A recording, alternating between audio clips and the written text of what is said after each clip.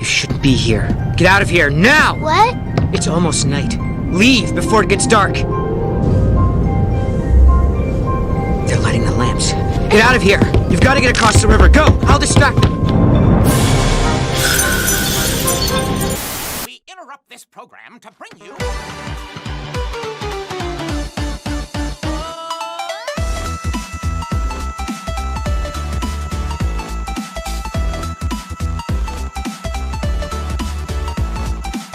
All right, everybody. My name is Kevin.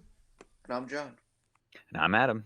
And I'm Julie. And we are the Real Movie Guys. Ladies and gentlemen, it's May, so it's time for Real Anime. Real Anime is a special event where we take a look at all your favorite anime films. This month, we're taking a look at Studio Ghibli, one of the greatest anime studios to ever walk this earth. Today, we're taking a look at Spirited Away. During her family's move to the suburbs, a sullen 10-year-old girl wanders into a world ruled by gods, witches, and spirits, and where humans are changed into beasts. Okay, guys, Spirited Away is probably, I would argue, and I don't know how you guys feel about this, it's probably one of the most iconic anime films to come over here into the West, especially during that era of the 2000s. I would even make the argument to say that without Spirited Away, I don't know how popular anime would be today. Spirited Away kind of brought over that award-winning, appreciation that we have, because it was actually nominated for Best Animated Picture and won Best Animated Picture for that year, which I think is crazy in and of itself that it was able to make that accomplishment. But I remember actually going to the theater and seeing Spirited Away, and up until then, I was kind of more related to anime with your typical Dragon Ball, your shonen style animes. That was my experience. Once I saw Spirited Away, even as a person who viewed movies, I had such a crazy appreciation for this film.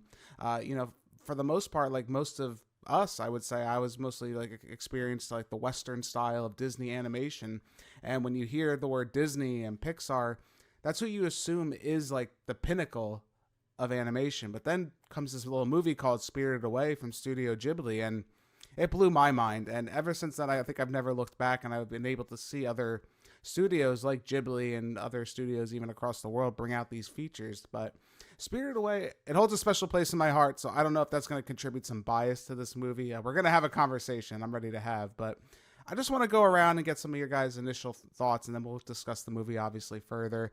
Adam, let's start with you. What do you think of Spirited Away? First time viewing, multi-time? Where are you at with this one?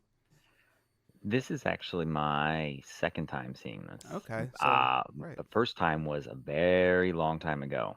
Probably close to when it came over here, honestly. Right. It was definitely, it's good. I really liked this one a lot. I don't know if it held up as good as when I originally saw it. I mean, maybe I understood things a lot better this time around because, obviously I'm a little bit older, but it was good. I liked it. Yeah, I think there's a discussion that we're definitely going to have about themings and understanding what this movie's trying to talk about. But yeah, I think I kind of agree with you. The older I've become, I think I've appreciated this movie even more so, especially with what the themes the movie's trying to convey, which might get lost on a younger viewer. But again, we'll talk about that a little bit. John, what's going on, man? I know you had a rough time a little bit. This is your fourth one in now. You didn't like the Cat and Kiki's. You were very upset about it. Porco Rosso, you thought was, but overall, it seems like you're having a good time, I think. How about you? Spirited Away is a pretty big landmark film. John Lasseter from Pixar has even gone on record, and this was kind of his ushering in of anime into the West. He was very behind this movie. What do you think of this movie? Do you think it deserves all the accolades and Best Picture awards that it's won? I mean, I think I could see how it's won a lot of awards and stuff. And after watching it, it was a relatively enjoyable film. It was weird, though, because when I first heard the name of this movie, I got confused with, I think a spirit or something other. I thought it was, all about some magical-ass horse or something. And that movie with the horse? Completely different. Yeah. It's called Spirit. I know. I thought the horse's name was Spirit or some shit. I was like, what the fuck? Keep in mind, ladies and gentlemen, John doesn't look at these movies at all before. He just kind of goes by the title and goes, to watch whatever we tell him to. So, all right, I can understand it. I'll give you a little bit there. I'll give you a little bit. Yeah, but overall, the movie was I would say it was enjoyable. Okay, so you had a decent time with it, you think? Yeah. Okay, all right, very cool. Julie, how about you? What'd you think? I definitely had a very similar experience with Adam when we first watched it many years ago. I feel like a lot of the stuff went over my head because during this rewatch, there were things I noticed that I definitely didn't notice the first time around. But I really do like this movie a lot. I love the magic in this world, in this story, and how it's not always a positive thing. But overall, it was a really great movie. Yeah, the themes I think are really what makes this movie stand separate from other Miyazaki films. And I actually want to kind of get into my pseudo negative right away. And then, trust me, it's going to be mostly positive, this review. But there's one thing I kind of found out while I was doing a little bit of investigation just to, research for our discussion.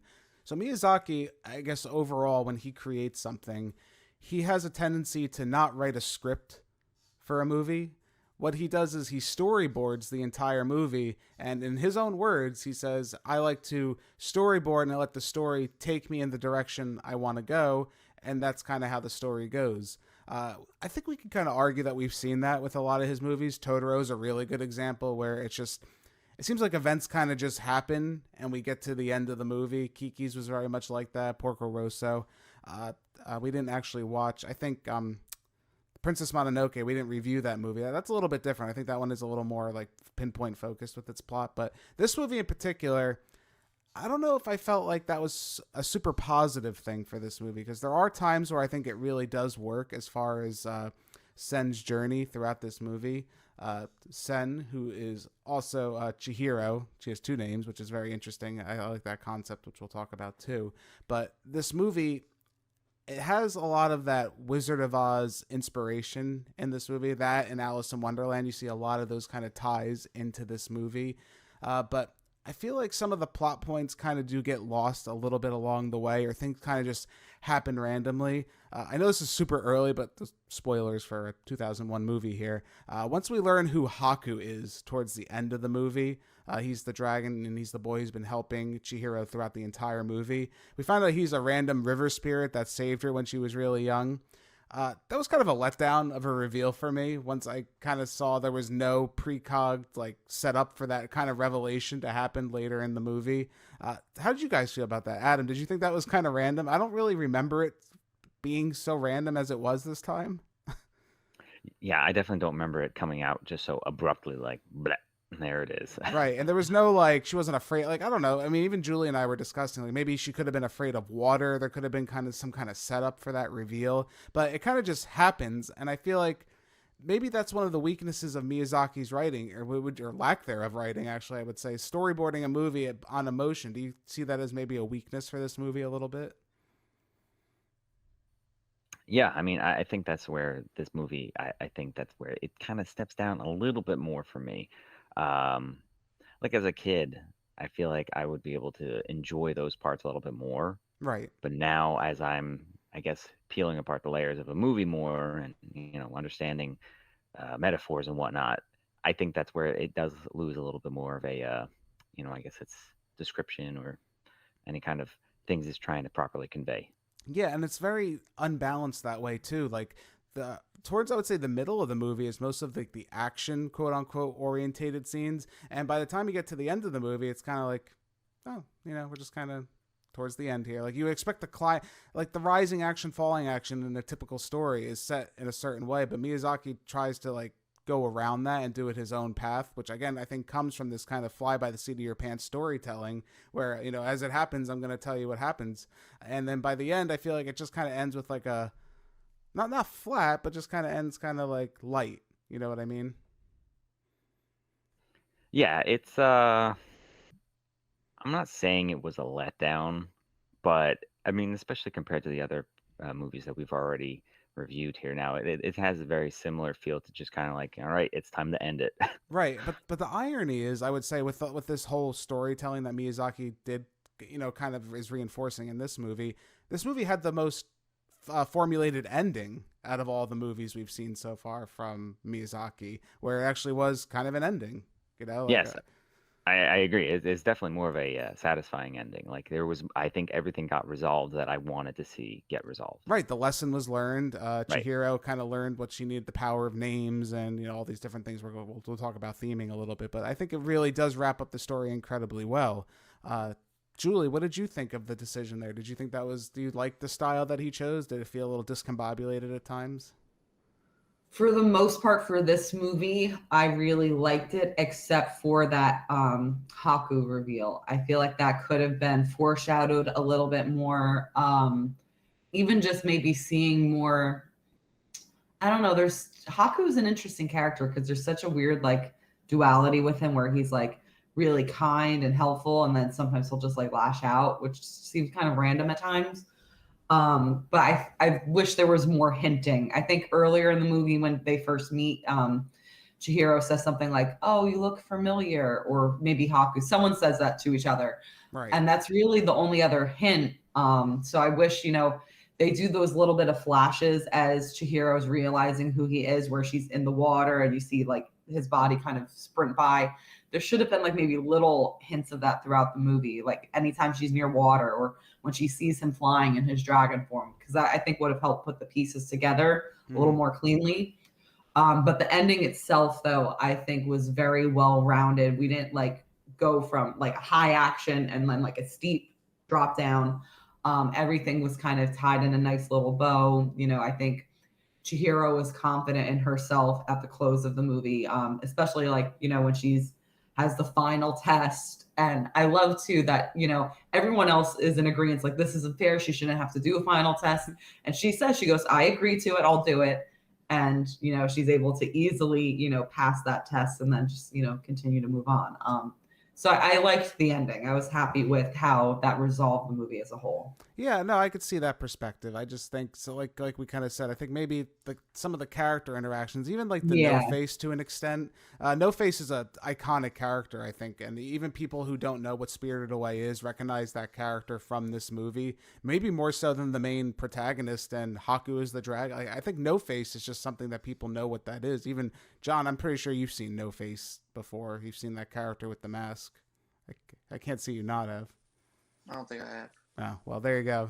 Cool. Prove me wrong. All right, thanks. Live on TV, ladies and gentlemen. But yeah, I think that is an iconic character for the most part. And even his inclusion in the story seems kind of random at times. But, it's also Miyazaki's style, which I do appreciate in some ways because it is kind of this peaceful style that he just wants to tell this story the way he wants. And he lets it flow the way he sees fit. And I do respect that to some extent.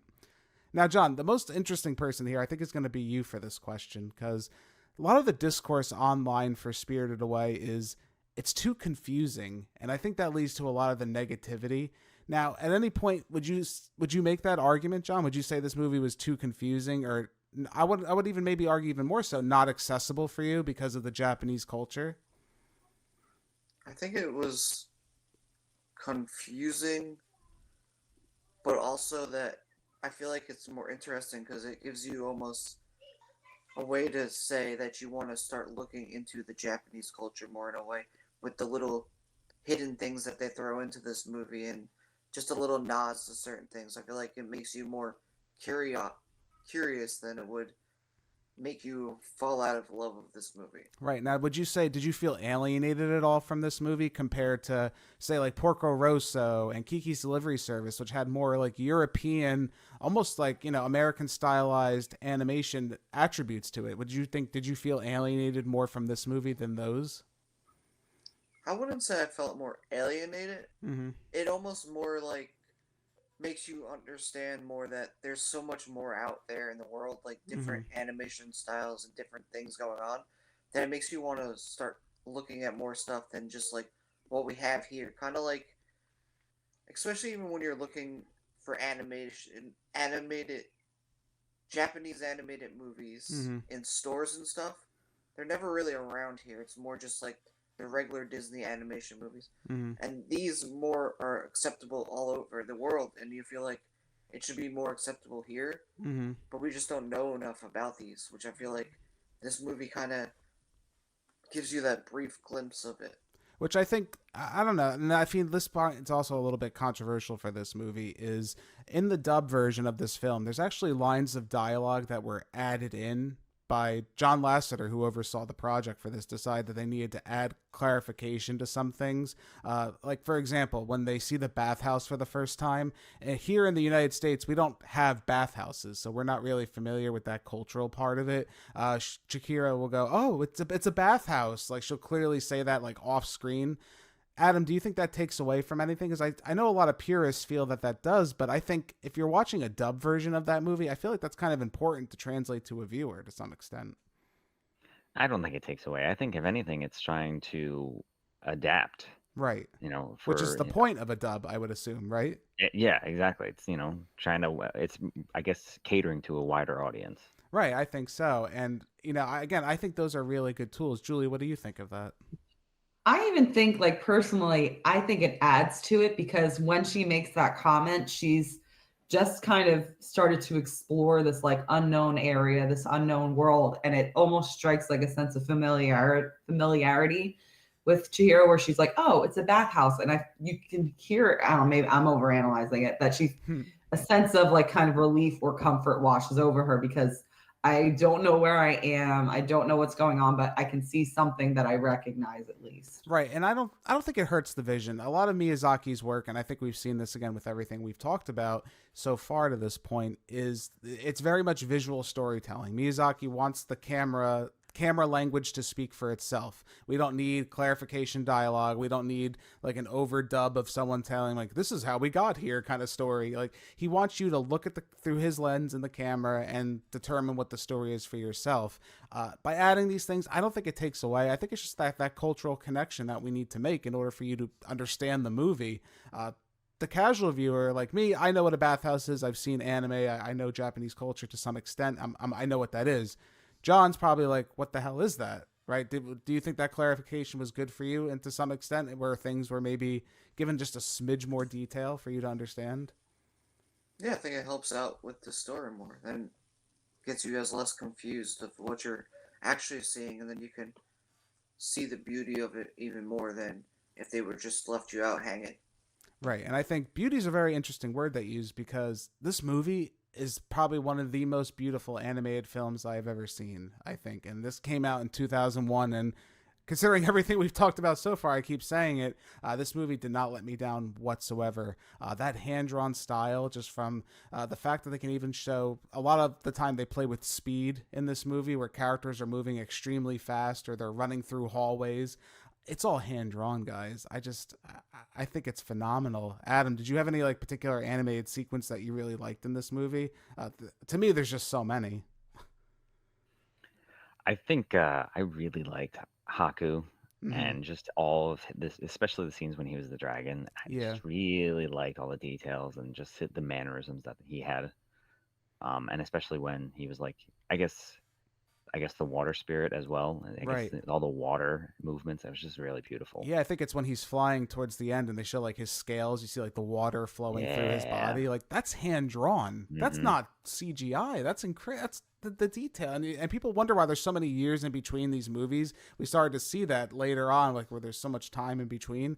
That's why they had to draw each of these little cells to come out. And I just think it's phenomenal. I really do. This movie, it stands the test of time and that's why I think Ghibli has such a good reputation as it does. Another thing I think I really like in this movie also is the score. Very whimsical, but very also traditional Japanese at times. I think it really like brings the story to life. Especially when we're seeing these characters in these situations, when there's a tense moment, there's kind of like a turned down, like lack thereof score, and then it raises up with these loud horns and this big celebratory scenes. I think it's really beautiful throughout this entire movie. Near perfection, I think. And Miyazaki kind of tends to bring that, going forward, even in his films after this. Another thing we wanted to talk about here were some of the themes. The themes in this movie, you really have to, I wouldn't say they're surface level themes by any means. I think you can garner some level by just watching the movie, but once you really sit down and think about what this movie's trying to show you, I think it's extremely powerful. And Adam, you brought this up earlier too, especially now as someone who's older and seen more film. I think we do have a new appreciation, wouldn't you say, for some of the themes that are in this film? Yeah, because when I was a kid, you got the blinders on. Like, oh, cool, fun animated movie. But now it's like, wow, there's just so much more of a depth to what everybody's trying to explain. Miyazaki's trying to convey with these films, especially like themes of greed and gluttony and war and stuff like that. Yeah, war's going to be a big one that we're going to talk about soon. Not necessarily in this one, but something coming up soon, I promise. But I like the one that I think for me, and maybe we'll go around and talk about what you guys had some interpretations for. But one for me that I really, really liked in this movie was duality of characters. Like almost every character in this movie, to an extent besides Chihiro, I think there's a shade of gray to their character. And I think that's very interesting for Miyazaki to do because we don't get that in Western movies. John, I know you can even say, for example, like, wouldn't you say most Disney movies are clear, cut, and dry with their characters? Usually, you know who the good guys are, you know who the bad guys are. Did you like that this movie decided to do something different with that, where everyone's kind of good and everyone's got a little bit of bad in them? I think that's really interesting. I think it's more relatable to like real life in general, because you can always see that everybody has some kind of good in them, but it doesn't always show out. And in this movie, it kind of gives you that little glimpse of like realism in there. Right, and I think that shows too. It's based on their character motivations, which I think adds a sense, like you said, of relatability to it. Where, just because a character's motivated to do a certain thing, it may seem from one perspective that it's bad, but it doesn't mean they're a bad person. And Miyazaki does like to play a lot of that within his movies. And if you look everything up until this point, whenever there is a antagonist in the movie, we do see that they are like a shade of gray, right? I don't know if he's just trying to make a commentary that not everyone's necessarily bad. I think just maybe your motivations at the time make you bad in that situation. Adam, what other themes you like? I know greed you brought up was a really good one, especially with the no face. I thought that was very interesting how they kind of showed that to the forefront. I mean, even with her parents as well. Like especially when they come in and into the abandoned amusement park and they just start eating, and she's like, what's her name? Chihiro. She's like, no, I don't want to do that. And they're like, oh no, come on, and they just keep eating, and then they turn into pigs. Like that's literally.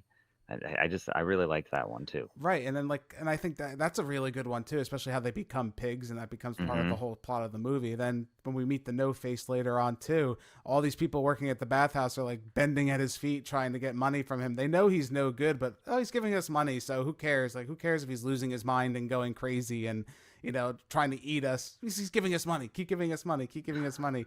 And he thinks too, and that character is interesting too, because he reinforces the fact if I just keep giving you things, you'll love me and come to accept me.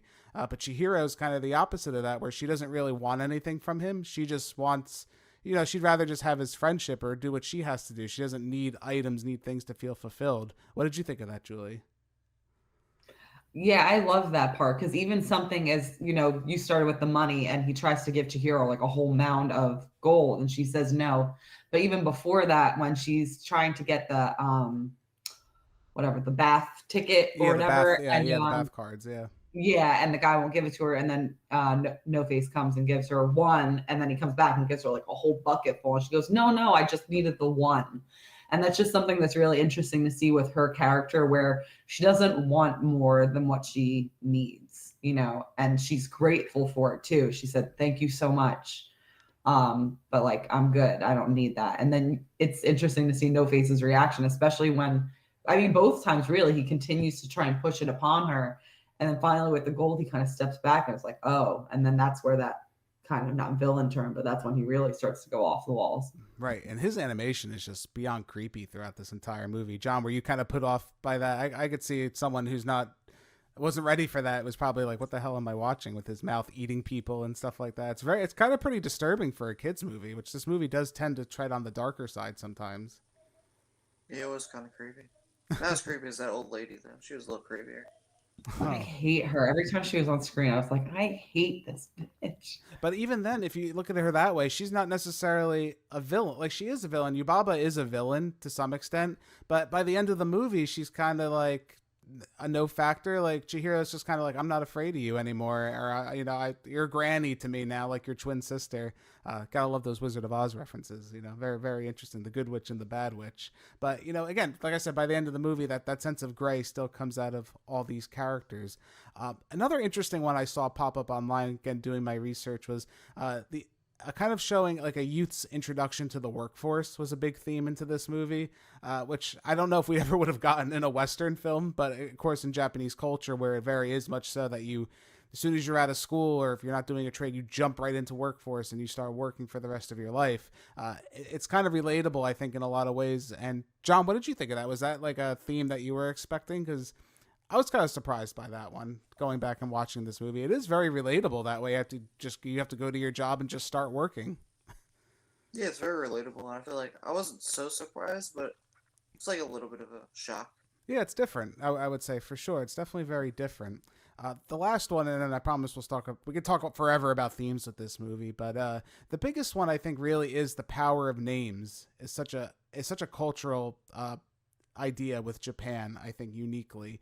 And I like how it is expressed in this movie. I think it is very interesting, especially with Chihiro, who has to sign her name over to Yubaba in order to work at the bathhouse, and then she gives her a new name, Sin. And there's a very interesting scene where I think it's like very right away she starts talking to Haku, and she calls herself Sin, and I was like, oh, you're ready, like you're not, that you just got this name. And then they kind of go back after, and she says, oh yeah, that's my name. My name's Chihiro. And I like that. I like how they kind of bring up the fact that your name gives you the power of who you are. It is your identity. Your name is that. And in Japanese culture, that is very common. Things like simply like a river have a name, and that means something culturally to them. And I think that's very interesting that they kind of went that way with this movie. Again, a uniquely Japanese idea, but it does work itself very well into this movie, which, again, I could sit here and just shout the praises of Spirited Away. I think it is a fantastic film, and I think we're at that point where we should give our final scores. I'm going to give Spirited Away a 9.8 out of 10. Master Haku! Where have you been? What? A human? Let's go!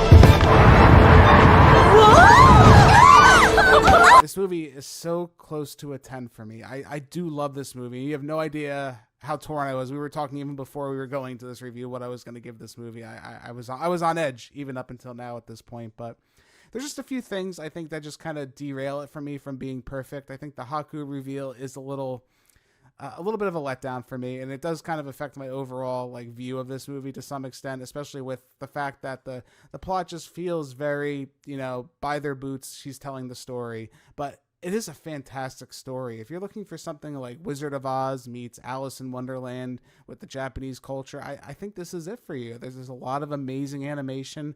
The story has a lot of amazing themes if you choose to look for them.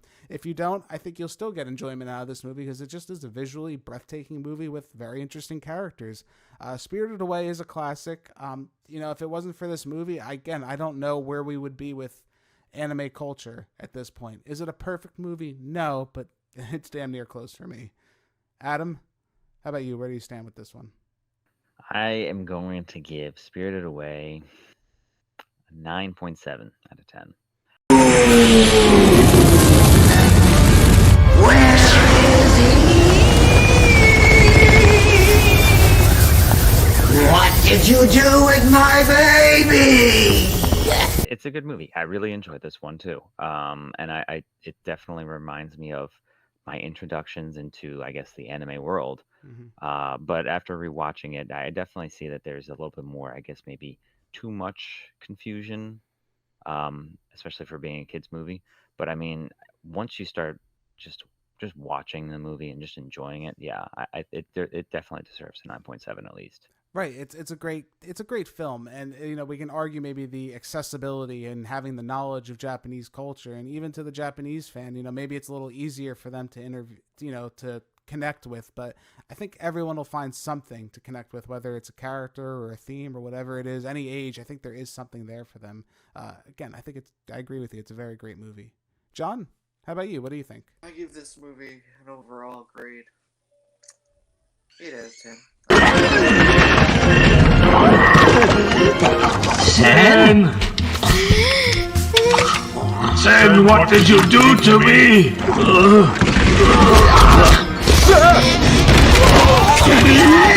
It's an enjoyable movie. It's interesting.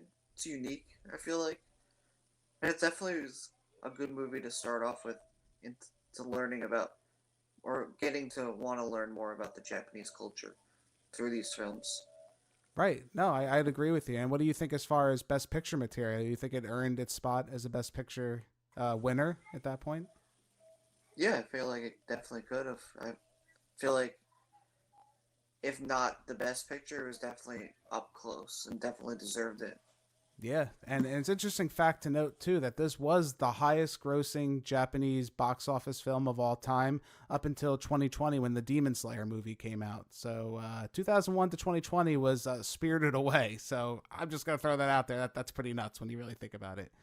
Julie, how about you? What do you think on this one? I'm going to give Spirited Away a 9.8 out of 10. Will we meet again sometime? Sure we will. Promise? Promise. Now go, and don't look back.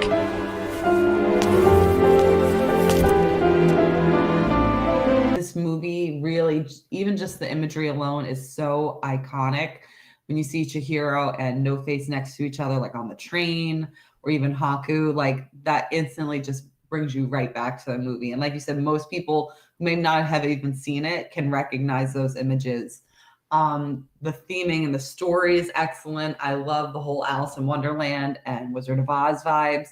I love Chihiro's journey as a character. I know Kevin, when we were watching, he's like, oh, she's so whiny and annoying. I'm like, yeah, but she gets it together pretty quick and she does what she has to do. So I really had a great time with this movie. I think, like Kevin said, that Haku reveal could have been handled a little bit more eloquently. And, there's some little nitpicks here and there, but overall, I really did enjoy this movie. And at the end of the day, it's absolutely beautiful. Yeah, and it's interesting also to point out that this was around the first time that Miyazaki wanted to retire from film. After he met, well, it's an ongoing joke, I think, in the community at this point, but after Princess Mononoke, he said he retired, and then apparently he met a 10-year-old girl within his family, and that inspired him to come out and make this movie. And again, that's something I just really love about Miyazaki. He looks to his life events, something that happens in his life, and he goes, I've got to make a movie about that. I have to talk about that.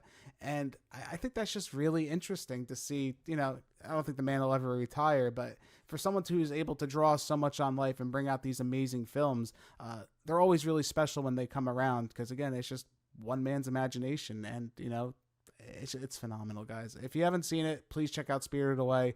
For those interested, it is available currently streaming on HBO Max with the Studio Ghibli collection, also available on DVD and Blu-ray. But again, thank you all guys all so much for joining us for this episode of The Real Review. Real Anime will continue on. My name's Kevin. That's John, Adam, Julie. We are The Real Movie Guys. Real guys, real movies, real thoughts. We'll catch you next time. If you guys like what you've seen here today, consider giving this video a like and leaving your thoughts in the comments below. If you want to stay up to date with everything Real Movie Guys related, make sure to hit that subscribe button and check us out on Instagram, Twitter, and Facebook. And don't forget, all you audio listeners at home, we are available on many podcasting platforms. Just search The Real Movie Guys, you should pop right up. Thank you again all so much for joining us on this episode of The Real Review. We are The Real Movie Guys. Real guys, real movies, real thoughts. Catch you next time.